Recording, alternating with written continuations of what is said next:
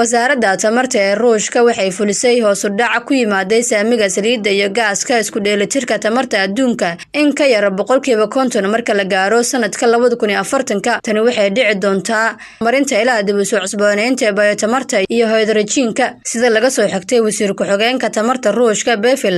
Saamiga saliidda iyo gaaska ee isku dheelitirka tamarta adduunka ayaa hoos u dhici doonta heerka hadda uu marayo 54 ilaa 46 sanadka 2040. Sarkaalka Ruushka waxa uu sharaxay in saamiga saliidda la filayo inuu hoos uga dhaco 31 ilaa 23, dhuxulkuna ka noqdo 26 ilaa 19, halka saamiga gaaska uu ka kori doono 23 ilaa 25 ilaa tamarta la cusboonaysiin karo laga bilaabo 2% ilaa 8% iyo tamarta abuurka 9% ilaa 11.